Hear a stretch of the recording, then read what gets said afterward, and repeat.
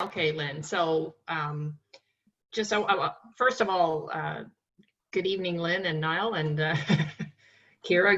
Good morning still, you and Kim. So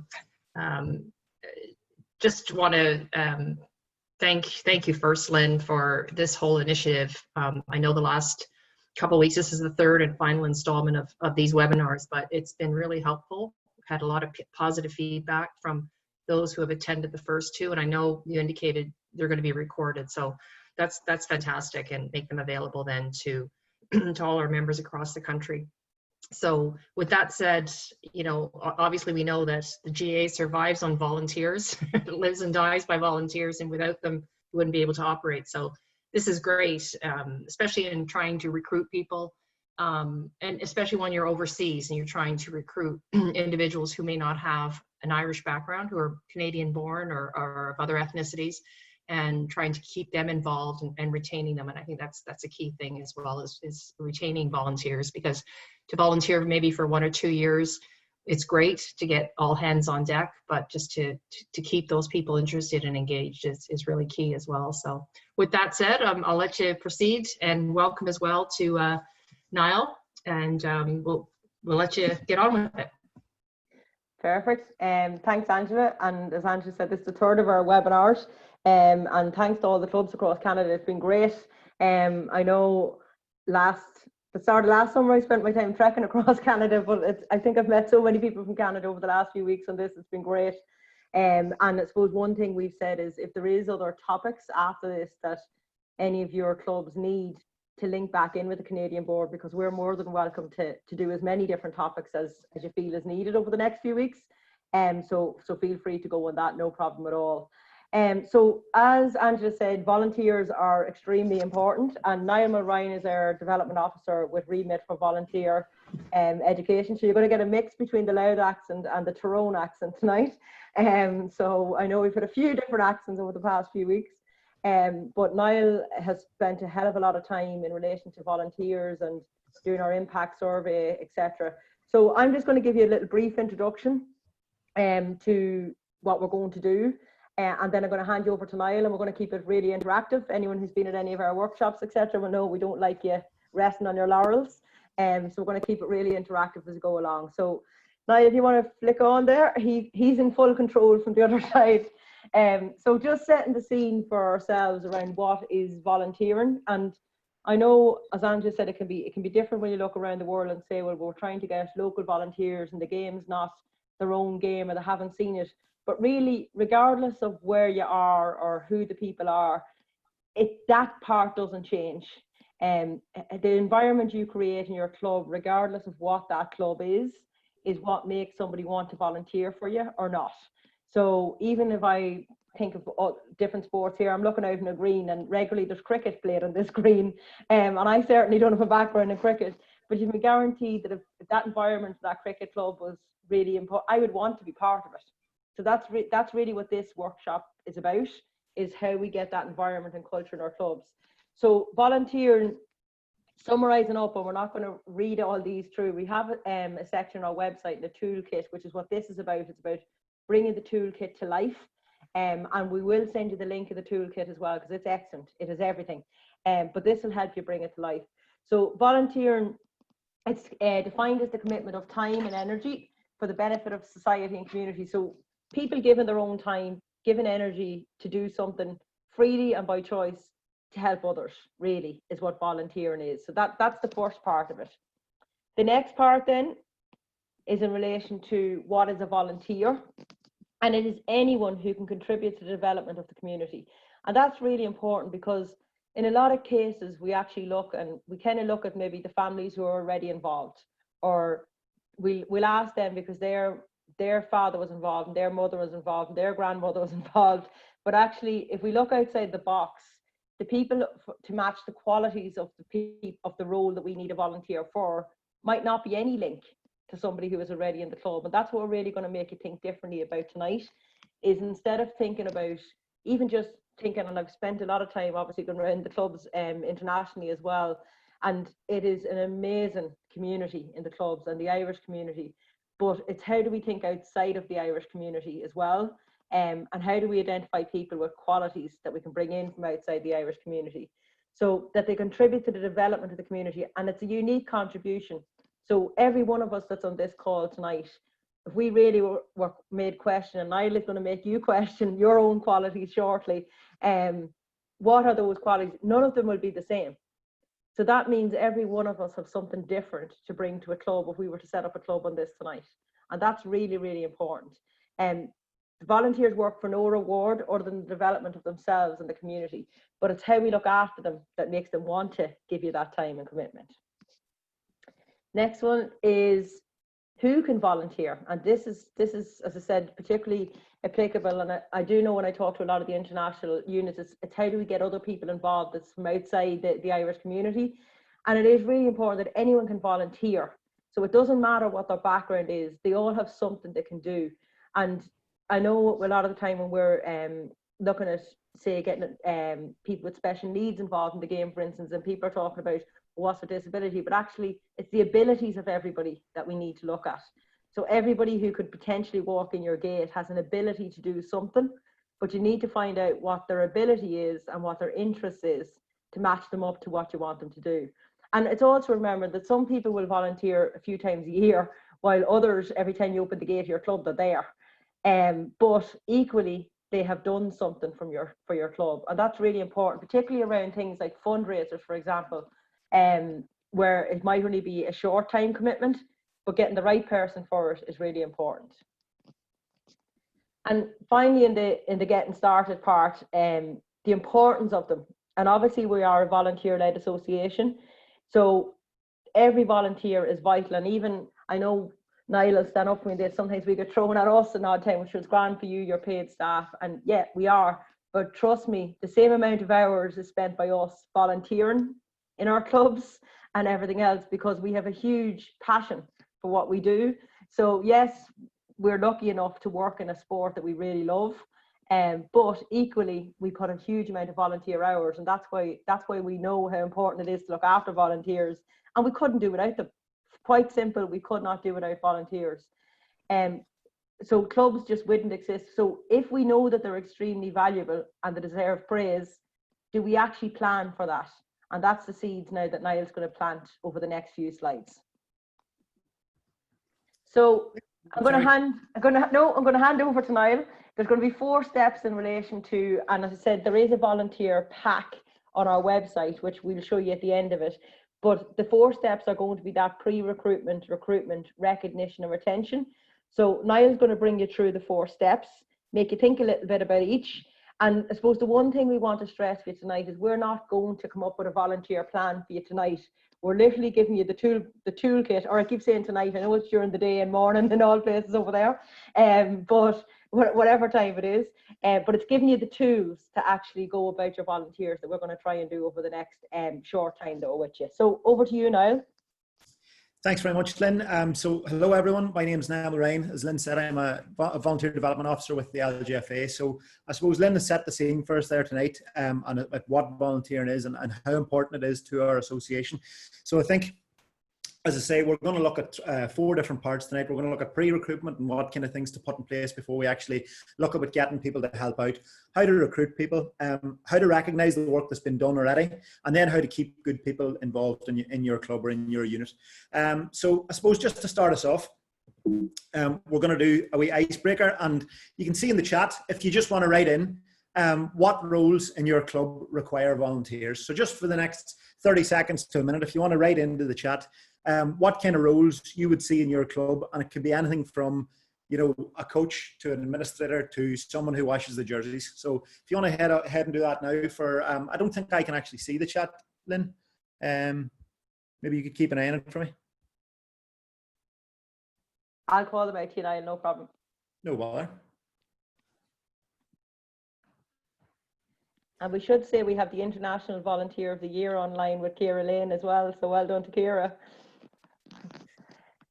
Kimberly, excellent. Coaches, equipment manager, committee member, fundraising committee, executive committee, coaches, organising club member get-togethers, usual committee roles of chair, secretary, treasurer, youth and senior coach.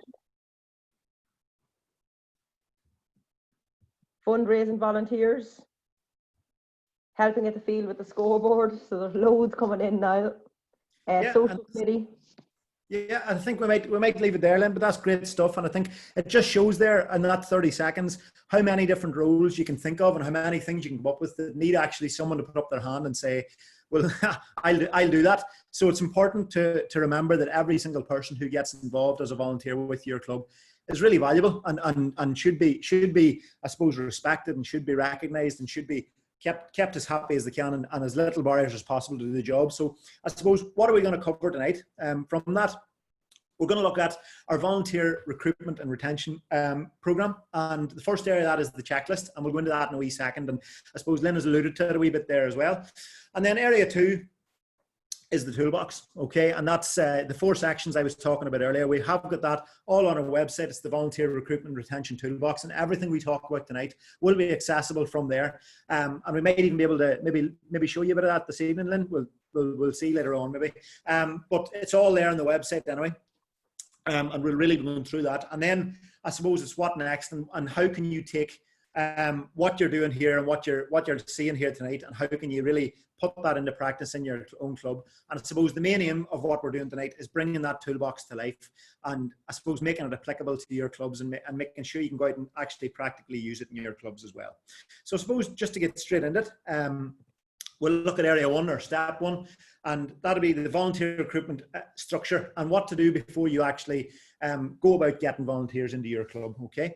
And as I said, area 1 is our checklist, and I suppose to us the checklist is a really important piece of kit or a really important tool, because it enables you to assess your current status in regards to volunteers, and it'll let you highlight areas where maybe you might or you could be able to improve in your club as well in volunteering. So I suppose the second thing it'll do as well, it'll also direct clubs or direct you to areas in the toolbox to be able to assist you with filling in gaps in your current volunteering practice. So I suppose we have a wee example of what the checklist looks like, if I can get it up there. So there we are. So it asks really, I suppose, simple questions like, do you have a full committee? Is there a minimum of 2 mentors with your teams? And does your club feel that you have enough volunteers for all other roles required currently? So if you're saying no to any of those, it'll show you what area of the toolbox to go to. So you can see there, if you've answered no to any of them, you can go look at getting started or where to find volunteers. So it's a really, really useful piece of kit, really useful wee resource there, and it can be downloaded from the website. And the first thing we'd do, I suppose, after tonight would be encourage you all to go and fill that in and assess where you're at the moment. Would you have anything to add there, Lynn, just on the checklist? No, I think that's perfect, Niall. As you said, the go-to part is really important, because on the go-to of the checklist, for every one of those go-to, there's a separate document on the actual toolkit. So you might have a really strong current volunteer, so you don't need to waste time, I suppose, because you're really strong in that area. So it'll just direct you to the places where the gaps are, so to really help you build your club. Yeah, good stuff. And I suppose in your own time and after this session, I suppose a wee simple thing you can do just to get you started is write down the names of personnel or people who have committed to various roles. And that's from coaching to administration to, as we said, the person who comes to do the scoreboard and games, who's committed to that for this year and are returned activity, and even who's put their names down that they're going to stay on as well. And I suppose the next thing you want to just do as well is, does your club have a policy on recruitment and retention? And maybe we could do a wee show of hands, or if you could write yes or no in the chat, or possibly could we do a poll then? We might be able to show up a poll on this screen. Just if we could just write into the chat if your club at the moment has a policy on recruitment and retention. So you could keep an eye on that for me, Lynn, maybe. I think we have so 12 in the chat. A lot of no's at the minute to a policy, and trust me, there's a huge amount of clubs that would be the same, because there's so many other areas you need to look out for, and sometimes it's the forgotten one for volunteers. That's what's this, and one there, it's definitely a topic of regular discussion, but there's nobody who has a formal policy, Niall. Yeah, and look, as you said, Lynn, like that, I wouldn't be panicking too much if you don't have that set in stone yet. A lot of clubs do it on a sort of ad hoc basis, and it's important that those, as you say, those conversations are being had. But hopefully after tonight, you'll have a better idea of how to put a policy like that in place, or have something in place about the way you do recruit and retain people within your club. Okay. So I suppose the first thing we would advise you to do, and the first thing we would like you to do, is appoint a volunteer coordinator in your club. And their role, I suppose, is to coordinate the work being done by various volunteers involved in your club. Okay, and that includes, I suppose, assisting with recruiting, retaining, and rewarding volunteers. So I suppose they're the main point of contact for the volunteers as well, and they're also looking after, I suppose, role descriptions, getting to know all the volunteers, ensuring everyone knows what they're doing is a really, really important part of people volunteering in your club. And also identifying and organising training opportunities for volunteers, because I suppose we all think of our coaching education and even players training, but we sometimes sort of skip over or forget about that the people who are doing the jobs in the background need to know what they're at as well and want to improve themselves. And if there's opportunities for them to train as well, a volunteer coordinator could keep an eye out for that. So I suppose, to me, it's as important as any other role on the executive of your club. And it really, as well as all these other roles, it sort of eases the burden on getting volunteers into the club, because if there's no one assigned to that role, it's sort of left up to everyone, and at the same time it's left to no one. So to have someone specifically there on the lookout for new volunteers, and also keeping the volunteers you have, could be really beneficial to your club as well. And I suppose, just to sum up on the pre-recruitment, you can see there on the screen at the moment, those are all the areas that we have in terms of pre-recruitment. Getting started, is your club volunteer friendly? I'm not going to go through all of them, but all those headings there, all those points relate to a document on the website in the pre-recruitment section. And just to suppose, before we move on, Lynn, is there anything you would add into the pre-recruitment section for us? No, I think as Niall, you see when you go through all the sections, we'll have a page like this at the end. So you'll see there's a huge amount of documents, and hence why we said you wouldn't get it all tonight. But by reading through these, you'll really help. But I suppose the key thing in that is, like, the volunteer coordinator, as Niall says, is really key. Having somebody, and I know myself, when we looked at this originally, this wasn't necessarily your typical person, but I can guarantee you can all think of somebody in the club who literally can capture the attention of everyone, who can find out their background without them even knowing they found out the background. And they're a real key person, because that person all of a sudden at a training session or at a match realizes that Mary down the road is actually a nurse, and we didn't know she was a nurse, and now we have a first aid person potentially in the club. So it's somebody who doesn't necessarily have to be in a committee or anything, but really has the gift of the chat, the gift of the gab, to be able to get chatting to people, and they'll play a really, really important part in all of this. Yeah, and I suppose the key things to take away from the pre-recruitment side of things and what to do before you actually go out and look for people to help is assess where you're at the minute, figure out where you're at, what your strengths are in terms of volunteering, where you can make the improvements, and then get someone in position or assign someone to look after this, or look after getting volunteers into the club as well. So if everyone's happy with that, we might move on to the next section now. I suppose in section 2, if we can move on here now, is recruitment. Okay, and that's actually getting people into the club. And I suppose the first thing I'd say before we even get into that is there's no magic formula. There's no secrets, to getting people to help out. But I suppose this section deals with a number of wee hints and tips and rough guides about best practice in terms of getting people involved in your club, or getting people to want to help out. I suppose someone said to me one time, volunteer management, or looking after volunteers, is the easiest job in the world, because if someone wants to do something, they will, and if they don't, they won't. And I suppose your job, and it's the same when you're thinking of your clubs, your job is to make people want to help out. So I suppose that's what we'll look at here now as well.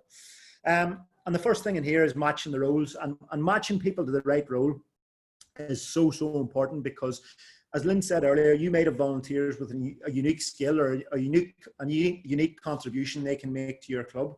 And it's really important to have them in that role and not doing something they mightn't be comfortable with, or they mightn't be as, I suppose, competent in either. So I suppose just before we go into this, we might use the chat here again, and we might just ask you to describe the qualities and outline the roles of, and we'll pick one of these, maybe, and we can have a wee discussion around it. So maybe we'll look at the secretary. So if we could have a wee chat there around the secretary, and if you want to write in maybe some key qualities of the secretary first of all, and Lynn, maybe you could call them out for us. So just into the chat again. Organised, Niall, is one. Communication. Yeah, definitely. Yeah, organised coming up again. Accountable. Okay. Efficient. We have the Canadian secretary on board, so efficient is definitely one. Comfortable communicating with people is really important. Yeah, massively important, yeah. And definitely, I think one degree here with for a secretary, the ability to multitask, because there's so many different things coming in. So like communication is definitely something that's coming very strongly, because communication goes in and out of the secretary. So that's a really important one. And the ability to follow up with people, so that everyone's kept in the loop is really good, Kimberly, as well.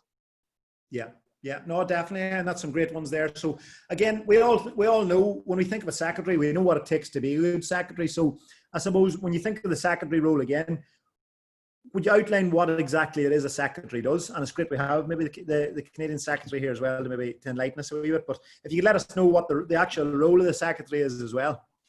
So if you want to write into the chat there as well, Len will read it out for us. Yeah, and there's a few more come in there, and the qualities was personable and time management. So just waiting on the roles, and you'll see now in a second, because Niall's going to throw one of the other ones at you that's opposite maybe to administration, and you'll see the difference in the two in relation to it. But if you want to just type in, so a point of contact for the club or organisation is certainly part of the role.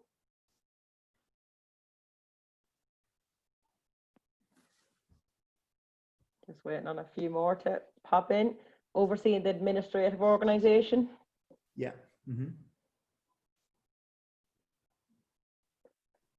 And like as coordinating the transfer of relevant information, and like that, go back to that communication, the transfer is so important. Sean, the person who runs the admin side of the club or the county or the committee or whatever it is, and feeding information to the chair to help with planning. So very much interface between the club and the government body, asking to follow up with people to make sure their jobs have been done. Very important, particularly when we're talking about volunteer management at the minute. So quite a lot there, and you can see both in the qualities and the role of the secretary. Yeah, so maybe as Lynn said, if we take another role then that's maybe completely opposite to the administrative side of things, and that'll be, say, the under-12 coach. So we'll do the same thing again. If you want to throw into the chat there, maybe we'll take the qualities and the role together this time. If you want to throw in some qualities that an under-12 coach might need and what exactly it is they're doing as well, if you want to throw that into the chat as well, and we'll read out a few of them maybe as well.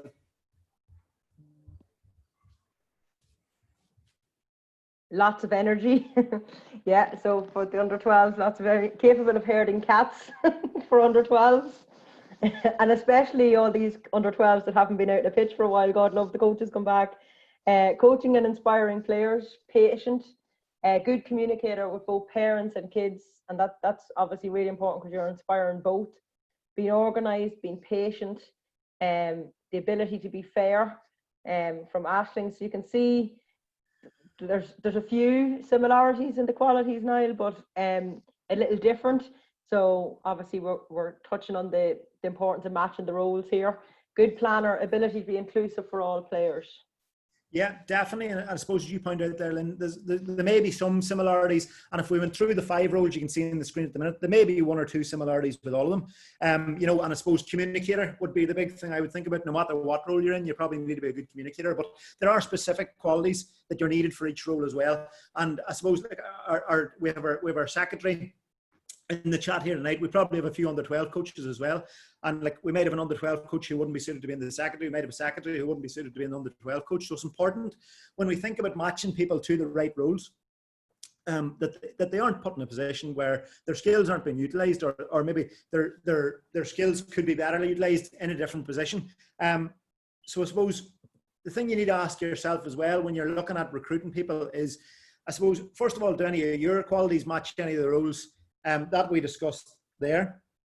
And secondly, and especially yourselves in Canada, is there anyone else can you recognise those qualities in someone else? And I suppose as Lynn talked about there, when we're, I suppose, in an international unit, there's established, I suppose, Irish communities there. But can you recognise those skills in someone from your work, or someone you socialise with, or someone a friend who maybe wouldn't be involved in Gaelic games? Because I suppose the biggest thing is to remember you don't have to be, or you don't have to come from that background. If you have the skills required to do some of these jobs, you can get involved. And I suppose it's communicating that to people as well. Would you have anything else to add in that one then? Yeah, no, I just think, as Niall said, it's really important. If you think about it now, in a lot of cases when we need a secretary, for instance, or we need a treasurer, we kind of start listing out names. straight away we'll contact this person, or we'll contact that person. But actually the first thing we should be doing is writing down what's needed for that role.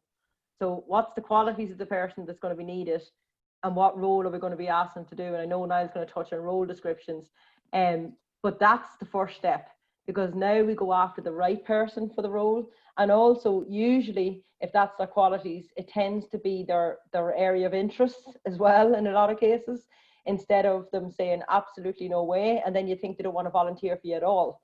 But actually it just could be that they didn't want to volunteer because their qualities didn't match what you were asking them to do. So like, this is a really good way of identifying people from outside, I suppose the people who are already there. And we've even had big examples of this. Niall will have seen this a lot. Just say our Gaelic for Mothers programme, which has brought women in who were never involved in our Gaelic clubs across the country, and all of a sudden the club went like ding ding ding, look at the qualities this person is bringing, and they're now sitting on club committees and everything else because of the qualities. But they would never have been looked at because they weren't in the remit, but actually now they've been looked at because of their qualities, and that's really important. Yeah, it's massively important. And I suppose it's about asking, I suppose, when you've got someone, and when you know what, once you know what the role entails and what kind of qualities you're looking for, and then you figure out, you know, somebody with those qualities, you can try and see, is that person the right fit? And you can see there just in the jigsaw. It's all I suppose is making your club.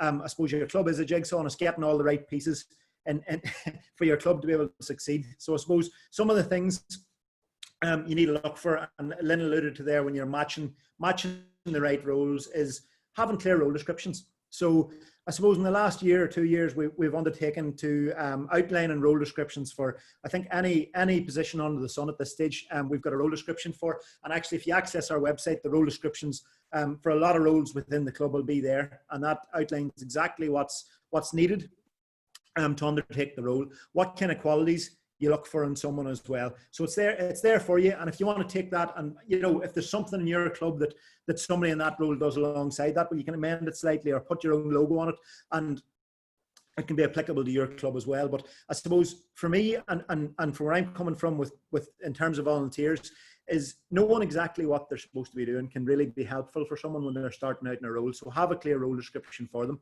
I suppose the next thing then is identify the person with the qualities required for the role. So as I say, once you know what kind of qualities you're looking for, well, I'm sure you could write down a list of people with that quality, and it's about then, I suppose, after that, approaching that person. I think sometimes in Gaelic games and in clubs, we probably have a group of people on the inside doing all the work, wondering why no one's helping, and we probably have a group of people on the outside wondering why they're not asked. And I think we've said there, the personal touch is sometimes required. So there's not a lot of times where someone will put themselves forward, having not been involved previously, and say, yeah, I'll take on a substantial role within a club. So you have to actually ask people. And I suppose the bane of my life when you're talking about volunteers is the text message, the dreaded text message or the email that no one reads. And it's about, I suppose, going out and actually knocking a door or picking up the phone and actually talking to somebody and explaining to them, again, as we talk about the clear role description, this is exactly what we want you to do, and here's why I think you would be good at it. And once I suppose you do that to people, they'll figure out, well, I will be valued within this club, and they might be more interested in helping out. And as I say there, point 4, ensure they're clear what will be required. So if they're taking on, and our secretary could confirm this, if they're taking on the secretary's job and you tell them it's only going to be an hour a week or an hour a month, and they find out after 2 or 3 weeks it's not, they're not going to be too happy. So you have to be clear with people what exactly it is you want me to do. If you want me to be the under 12 coach and we have training, you know, at 7 o'clock on a Friday or 11 o'clock on a Saturday morning, and we have it every week, this is what we want you to do. So just to suppose be clear to people. And the last thing then, you may have people that might have the qualities you need or you want within the club. They may not have the time. They may not be interested in taking on a position or an officer position. And I suppose the big thing there would be to set up some committees to share the workload out. You may have someone who mightn't be able to commit fully, but they might be able to dip in and out. And that's valued as well, because as we said, no matter if you're spending 7 days a week at the club or if you're given an hour of your time, or if you're given once a year, you're still valued and you're still useful and you're still important to the club. So again, match the right people to those subcommittees. So if you think of subcommittees, you can have a fundraising subcommittee, a youth development subcommittee, maybe a grounds committee, and match the people who have the skills to be able to work in those departments, I suppose, to those subcommittees as well. And the example there is it could be a local business person. And, you know, if it's a successful business person, they might be good at making money. So it could be useful to you in the fundraising committee there as well. So Lynn, would you have anything to add on that? No, all good. I actually just uploaded that club officer document to the chat for you there, Niall, so that people will have it. Thanks very much. So you can get that from the chat as well. And I suppose the next thing for you to do once this call ends is we've looked at, you know, the first thing you need to do is look at who's committed to what role for 2020 and for the return to activity here. But what roles might you need? What roles might you need if we return to play, you know, in the next month or two? What roles do you need to fill? And I suppose you can think straight away then, is there people in your area? And again, to stress that it's not just your players or the Irish community. Is there anyone in your area who fits that description, who might have no connection to Gaelic games at all, but you have a month to convince them that it might be a worthwhile avenue for them to pursue as well. So that's something you could do just after we leave the chat as well. I suppose some questions to ask yourself, and maybe we might get a few if you wanted to put a wee answer into the chat here as well. Is one, if you could provide an induction pack to a new volunteer in your club, what would it include? Okay, so if you want to just write your answer into the chat there as well, we could take a few of them maybe before we move on. So if you were new into the club and you didn't know if a football was blew up or stuffed, as they say, what would you like to know about the club? Or what would you like to know about the role you're going to take on? Yeah, so from Kerry, and welcome Kerry. I met Kerry when I was over there. Schedule of events, games, etc. What's the club's priorities, plans for the year? How often are meetings held? From Angela, relevant contacts, support resources. There's a few coming in still. Just give it a sec. And Niall, as you said, like the induction pack, like for everyone who's on the call, think of the first time you walked into the club and you were probably like just thrown into a role in a lot of cases. So how nice would it be to be handed a pack that has a letter from the chairperson or whatever to say welcome to our club, and this is what entails. Estimate of weekly or monthly time commitments.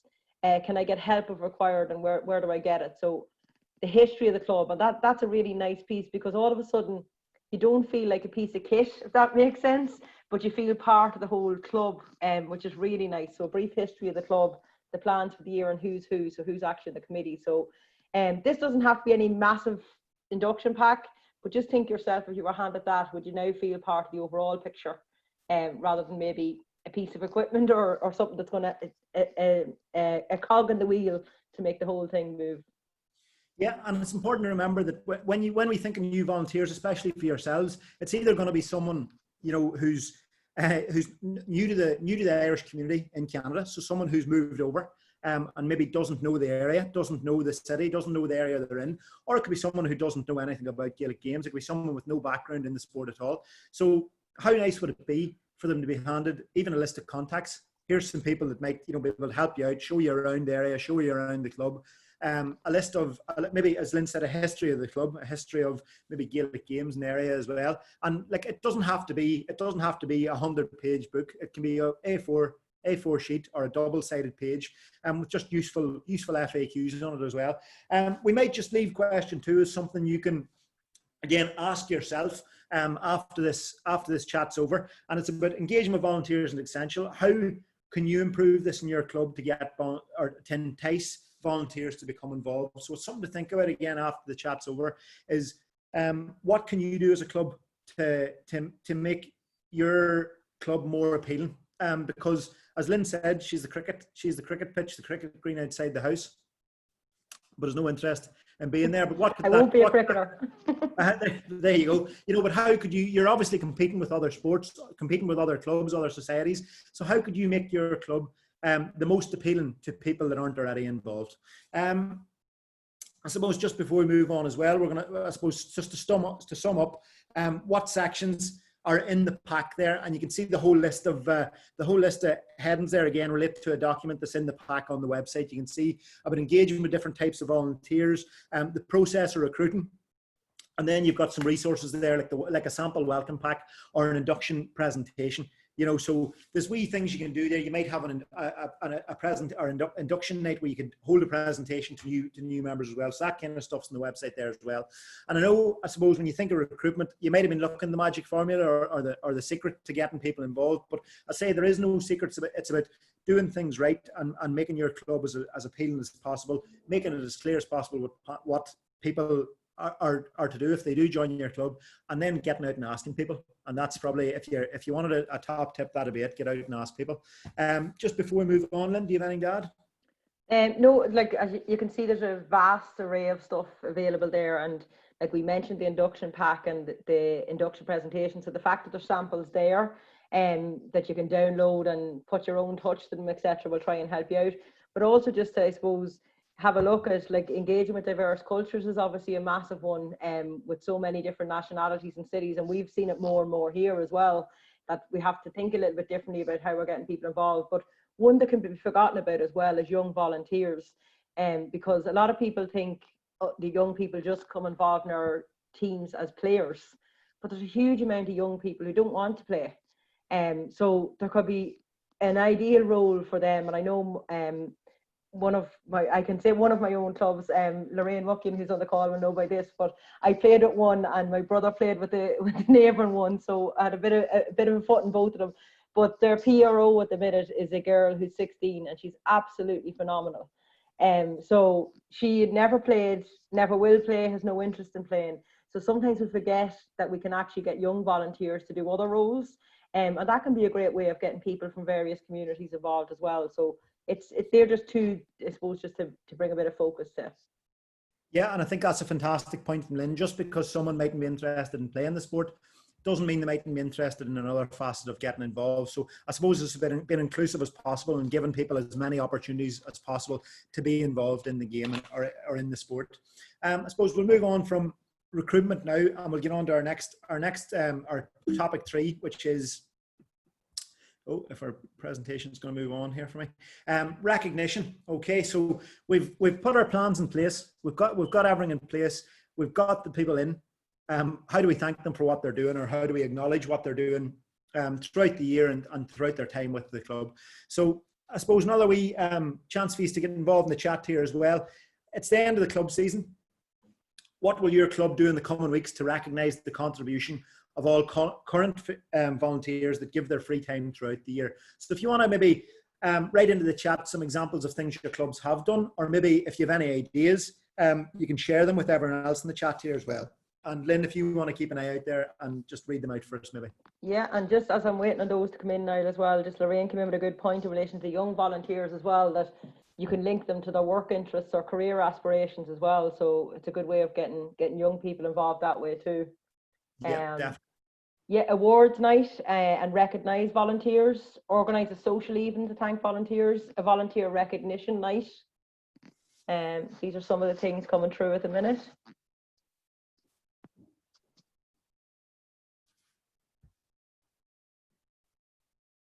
Personally thank them face to face for their help, which is something I think that sometimes we forget about, that even the simple thank you can make so much of a difference. Club Person of the Year, volunteer registration at awards, thank all volunteers in awards night, social media campaign to recognise volunteers individually. And I think at the minute, like, everybody's on social media, and I know it's something that we've had to try and be conscious of as an association as well. It can be easy to just keep putting the players out there, but what about the volunteers and the officials and the people who are still out cutting our pitches even though there's no football played in them? So yeah, recognising the volunteers social media wise is good too. So there are a few of them there now. Yeah, a couple of great examples there. I suppose over the next couple of slides, we're just going to go through, I suppose, again, our hints and tips about how to recognise your volunteers. So I suppose, in terms of a volunteer appreciation plan that your club can come up with, she says that there's a lot of roles people undertake, and it can be, as we say, we can have someone who gives all their time to the club, or someone who helps out once a year. You can focus on 3 areas to be able to appreciate and support your volunteers, and those are the 3 R's, and that's recognise, resource, and respect. Okay, and we'll go through them in a bit more detail now. I suppose in terms of recognising what people do, Our first tip there would be make it a club policy that all volunteers are recognised at the end of the year for their efforts. And that's not, I suppose, people don't like to be recognised, and people aren't helping out to be told, well done for helping out. But it's always really nice, and people will appreciate being thanked for what they're doing. And as you can see there, we asked you at the start, what kind of things could you do? And you said, the Volunteer of the Year awards, having a presentation night, just thanking people, I think that was a great suggestion. Just saying thank you for what you've done, because that's all sometimes some people are looking. But you can see there, some of the things you could do is having a Volunteer of the Year, Volunteer of the Week or a month, and it can be introduced as part of the club, and part of the, I suppose, a policy within the club that happens. A thank you letter from the club chairperson to all volunteers and team officials in the club.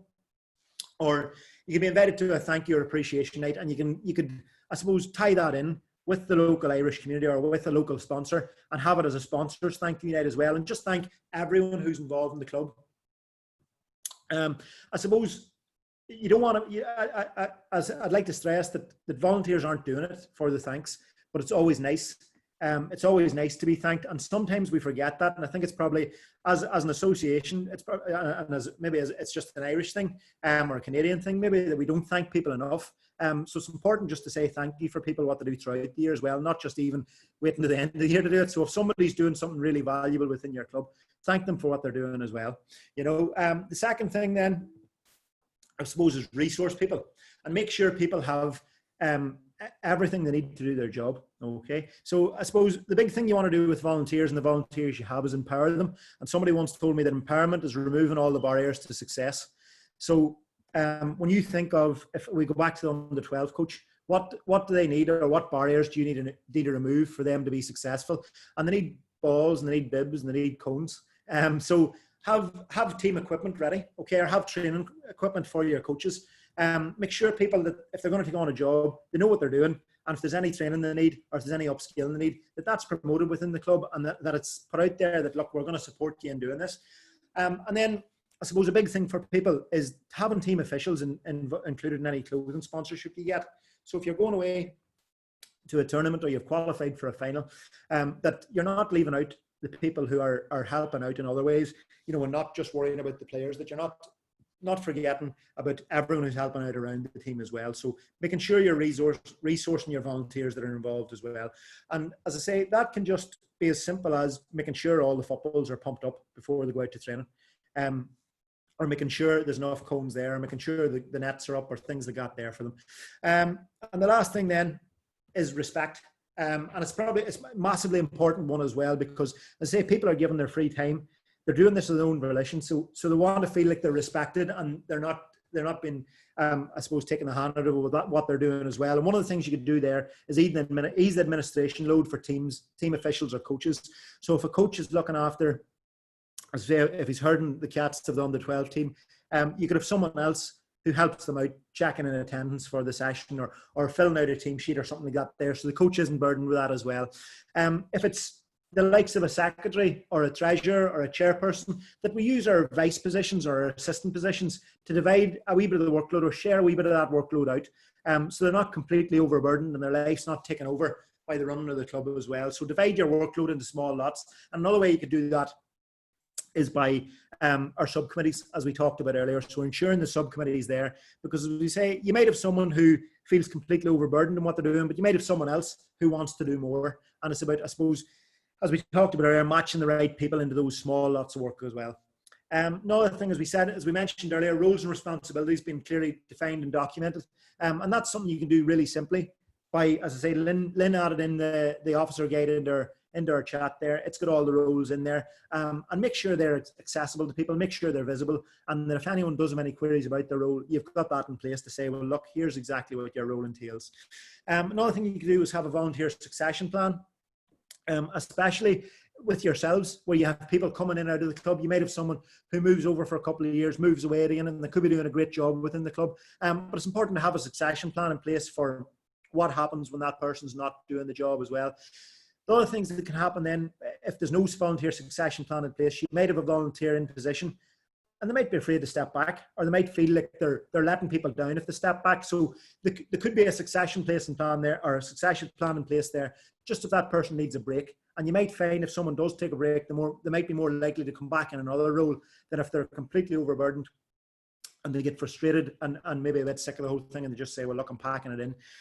Even in terms of the volunteer succession plan, and our secretary could probably back this up as well, is that if you decide to take a holiday, if somebody goes away for a couple of days or a week, that you have someone there that's going to answer the emails, or someone there that's going to answer the phone, or there's a plan in place to give people a wee break from a bit of work as well.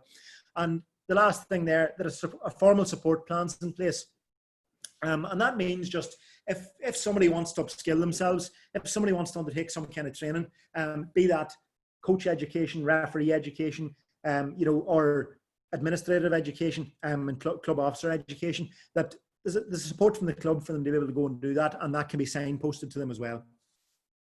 I suppose just before we move on there again, on the website in the recognition and review section, you've got a volunteer appreciation plan, recognising and rewarding volunteers, the importance of thanking people, dealing with different volunteers, which can be an awkward one as well, but there's a bit of advice on that as well, and then succession planning too. And we've got some resources there, so we've got certifications of recognition, how to hold a successful volunteer appreciation night, and then succession plan. There's a template for that as well. So just before we move on, Lynn, is there anything you'd like to add? No, I think you've covered a lot there. I think one thing just to stress, for like, regardless if you're on this from a club perspective, from a regional board, from the overall county board, like, succession planning is so important, because a lot of those roles are big roles. So for somebody to step in without having any time for a crossover, and it's grand if the officer who was there is willing to work with that person for a while, but if you have an officer who literally says, well, when I'm done, then there's no crossover, and it's very hard. That person could be 6 months before they really find their feet in the role. So if you're actually thinking a year out of maybe the secretary's definitely stepping down this year, and trying to work with somebody who can work with that person for the year, at least it gives them a little flavour and a bit of experience, and then the transition and the handover becomes so much easier.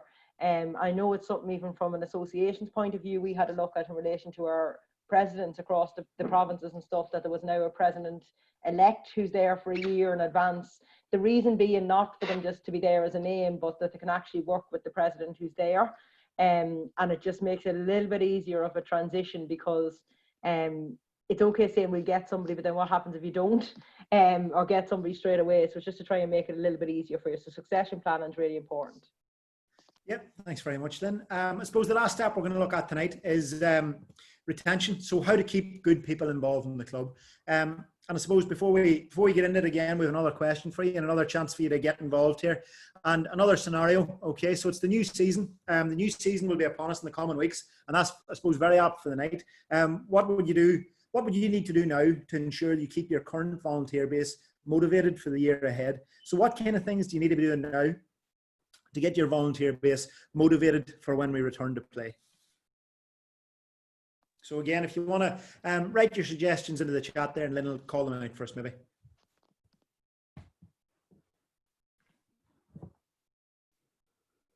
Include them in planning, yeah. And this is really important, because, like, for a lot of these people, they committed to volunteer at the start of the year, and we've never had a break like this. So now you have to motivate them again to get back involved. Realistic and sensible planning, that's really important, that it seems achievable. Start a planning group for the season. Share the schedule of events. So it's very much around people feeling included in what the overall picture is now, which I think is really important. And being honest, it probably is the success of the club as well, because instead of people going in different directions, everybody's going for the one goals as well, which is really important. So yeah, a lot around planning. Reach out to all volunteers to let them know the plan for the year and to advise of any upcoming events. Give them a call and check in on them. And especially at the minute, like, just because we're not back on the pitches, it's actually nice to get a call just to check in on how people are. Revisit roles and responsibilities and tie these to the upcoming plans. And transparency regarding available information, good and clear communication. So a lot of stuff there. As I said, we're probably in a little bit of a different situation than we'd normally be, in that we now have to remotivate people. So it's how can we honestly, if things kick back in 4 weeks, can we honestly say we've done everything to keep them connected during this time and make them feel part of it? I think if we can say we did, well, that's a massive thing. And I know I get enough slagging from this end that I'm in contact with all our members of management and everything, but I mean, it's very much about making people feel connected is really important. So yeah, a lot of good stuff there, Niall. Yeah, a couple of great suggestions in there. And I suppose like the big thing is usually when we think of the start of a year, it's really a race to get started and a race to get playing games. And we forget about doing all this stuff. But now if we've got 4 weeks, if we've got a set amount of time and we know, like in Ireland there, we've been told a date. So clubs know now, well, I've got this set period of time where I can completely focus on getting people motivated, getting people ready, getting things in place for the year ahead. Really, I was really impressed there to hear so much about planning, and it's really important to do your plan and have plans in place for the year. So that's great to see, but also communicating people and making people feel involved in that kind of planning process and letting people. Another thing you do, just even for the start of next year, is sit down and have a chat and have a review of the year. Find out what went well, find out what you could do as a club to improve upon. And some of you might be doing that already, but it could be something to think about.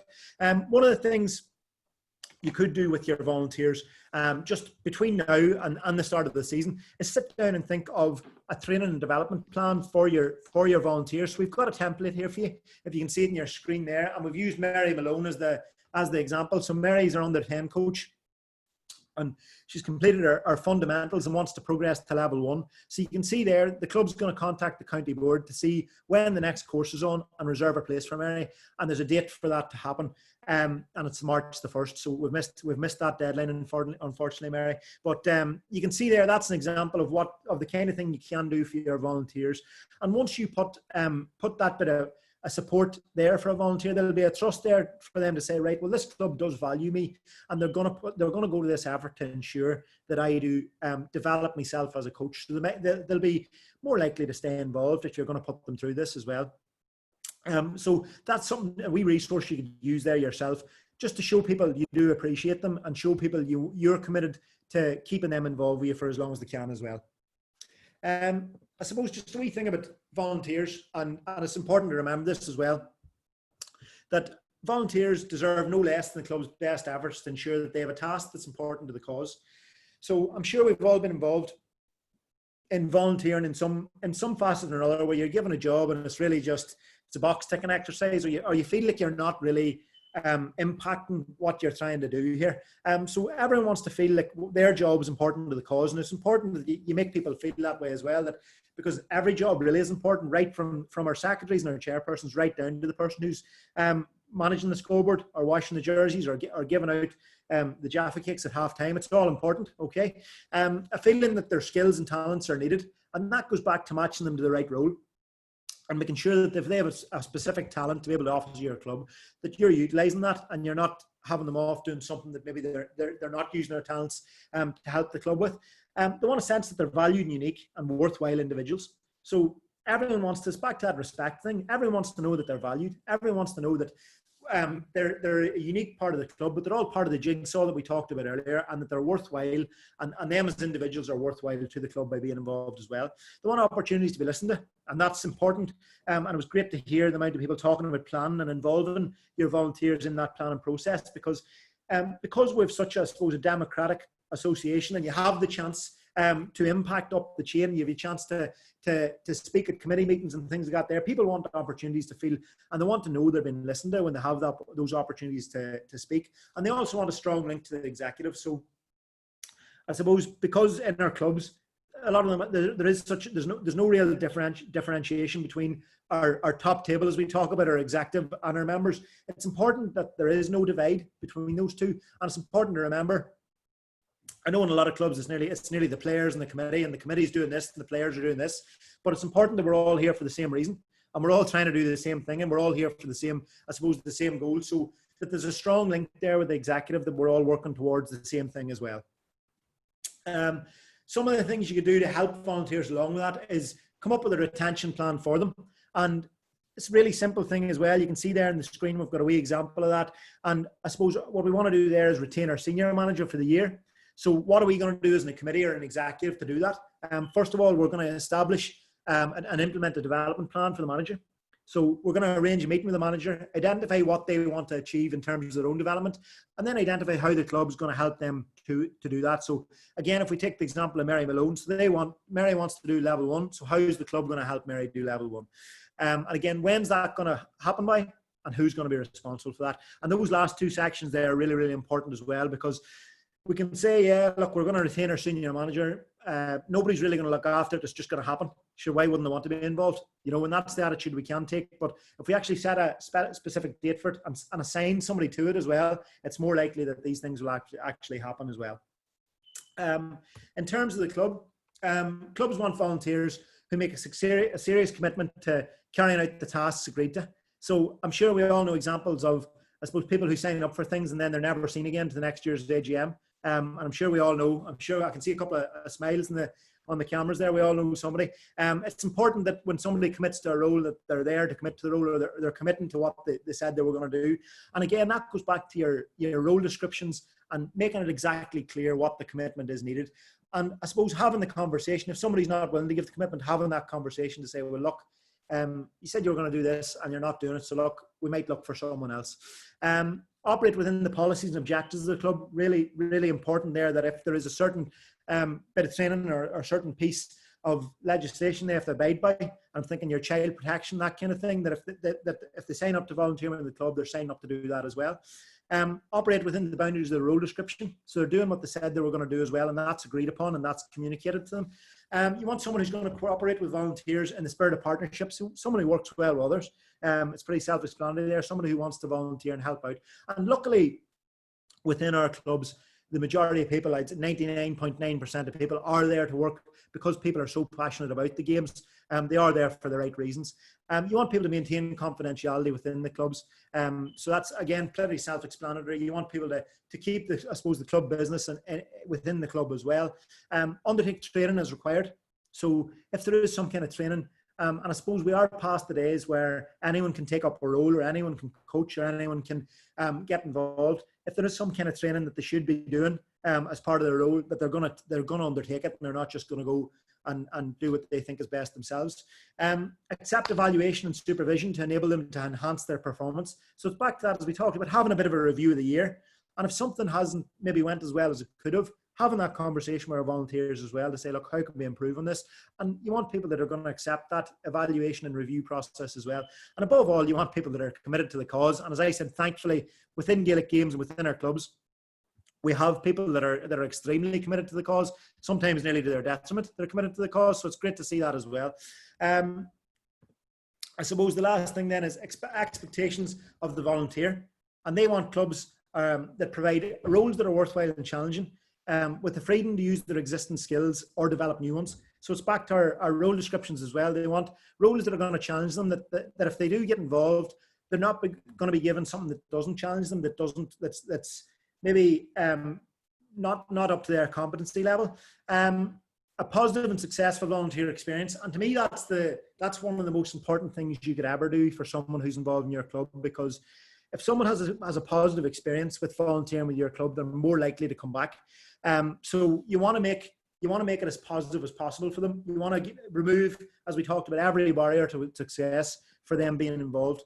Clear role descriptions, as I said, adequate training, supervision, and support. So again, probably support's the most important one there, and even letting them know where the support can be. So as we talked about our induction pack there, having even a list of numbers that if you ever need anything or if you ever need advice, here's who you call, and knowing who that is. Opportunities for input into policy and decision-making processes, and thankfully within the association we have that in terms of our AGMs, our committee meetings, our county board meetings. So it's important people know how to go about that and know that they can have input in that as well. And then finally, I suppose, recognition of volunteers as valued team players. And that's really, I suppose, what we've been trying to get out across this webinar, is that everyone's unique, everyone's worthwhile, everyone as an individual can I suppose, impact the success of your club, and to recognise the contribution people make as well. I suppose just on that section then, again, you can see on the slide at the minute on your screen, we've got management of volunteers, training and development, volunteer values, ABCs of retention. All those headings there relate to a document that's in our volunteer recruitment and retention pack. So really go and check that out as well if any of those can relate to things you want to achieve in your club too. And you can see your additional resources there. We talked about the minute, our training and development templates. And then a really useful tool you can use in your club as well. If you have someone who maybe has been volunteering for a long time and now handed, as we say, that they could maybe mentor someone else in the club, and there's some mentoring descriptions on how you can start that up in your club. There's a resource on that as well. Lynn, do you have anything to add there just before we move on? No, that's perfect. As you stressed there, the training and development could be something that's really different from your club versus another, because not too often are you actually asked as a volunteer, well, what would you like training and development on? And I mean, that doesn't necessarily need to cost the club. Like, look at the amount of webinars and stuff that's happening at the minute, and that at least you could be just directing them to actually attend some of these. So there's loads of opportunities there. So no, that's perfect. Yeah, great stuff. Okay, guys, just I suppose the next thing then is we've talked about it for the last half hour, I suppose, is our volunteer recruitment and retention toolbox. And as I say, that can be accessed on the website. If the 4 areas it covers are the 4 areas we went into in a bit of detail there today. You can use that pack, whether you're a club, a county board, province, whatever you are. You can put your own logo on it. You can use all of it, or you can use some of it. And really, like, it's one of the most useful resources I've ever seen in terms of getting volunteers involved and thanking volunteers and managing volunteers, really. And you can see there, as we talked about at the very start, your checklist is really important as well, because that'll, once you fill that in and once you figure out where you're at the moment, that'll direct you what areas of the toolbox you need to go and look at then. And just to suppose the last thing there is we have a volunteer charter there, and it could be something really useful you could put in your club as well. And just to suppose it sums up what you expect of your volunteers, what volunteers can expect of you, and what volunteers can expect of the Ladies Gaelic Football Association as well. And it's important to have that, I suppose, up visible somewhere maybe in the club, or getting people to sign up to it as well. Lynn, would you have anything to add on that? No, I just added the toolbox, the link to the toolkit there to the chat for everyone. That's just on our website, so at least you'll be able to download that, or as Niall says, just particular sections that you want. And you'll see clearly there the checklist and everything on it. And the charter, as Niall said, is just a template. So it's up to yourself then what you want to make of it for your club. And also, I'm conscious a lot of your clubs it's all codes. So, I mean, it doesn't have to be ladies football. It can be very much a volunteer charter for your club in general. And all of the information tonight, I mean, is very applicable across all codes. Yeah, and I suppose the last thing just we're going to look at tonight is what's next, and how can you use what we've talked about here today practically within your clubs. And the first thing we'd say would be complete the checklist. Okay, so download the checklist, fill it in, assess where you're at the minute, identify the gaps in your volunteer recruitment and retention practices in your club.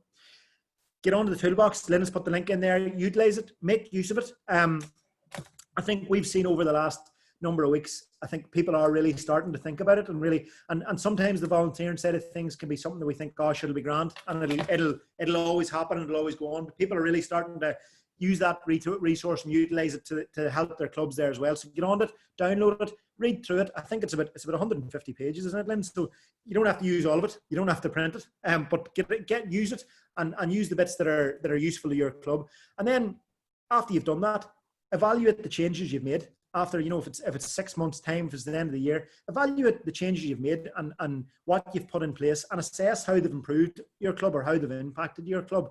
I suppose that's all from us tonight, unless you have something to add there, Lynn. Thanks. I think we should come back and do a test on see who's read the 150 pages in a week's time. Now we'll see how we get on. No, that's I suppose that's it from me tonight. Thanks for getting involved. Thanks for everyone for coming and listening. And hopefully you do take something from, if one of the things we've said, or even something somebody has added into the chat, can be useful to your club, don't be afraid to put it in practice. Okay. Thank you. And just if anybody has any questions before we wrap up, because we're conscious of time with yourselves as well, feel free to throw them in the chat or unmute yourself, or everyone's more than welcome to speak in the middle of this as well. So feel free to ask any questions you may have before we wrap up. Don't be shy.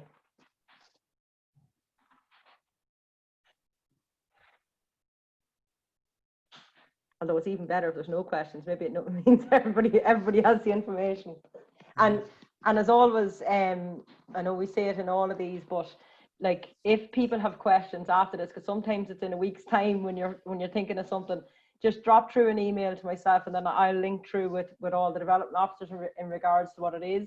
But anybody at any time, feel free to send emails. I know anyone who has done it before has always got an answer. So that's really important from ourselves. But I suppose just before we hand back to Angela, because I don't think we have any questions, before we hand back to Angela, just a massive thank you to Canda GAA for linking in with ourselves for the webinar. It's been a brilliant series, and I know we've done the same, say, with Middle East and a few others, but we would have absolutely no issue doing other topics. If there is other topics, link back in with your board. We have plenty of weeks over the next few weeks before we get back on the pitches, and hopefully this is only the start of stuff that maybe even come the winter, we can do a winter series or whatever's needed with the clubs as well. So thanks a million to everyone, and of course to Niall for tonight as well. He's put a huge amount of time into the area of volunteer management, and you can see that in the passion that he brings across for volunteers as well. So thanks to everyone and to all the clubs, and I'll hand you back to Angela. Thank you, Lynn. So I want to say thank you. I think what's been presented today is going to give everyone food for thought. There's so much, we don't think so much, you know, we go to AGMs and people put their hand up for a position, and then sometimes you can't get somebody for a position, so you rope somebody in. But I think it's there's a lot of food for thought here for clubs, and the toolkit is going to be really essential. So I want to thank yourself. I want to thank Niall and the LGFA for reaching out and providing these webinars to us. It's been great, and as I said, very positive feedback, and it gives us all some food for thought and how we can move forward positively. So thank you very much again. Thanks everyone, and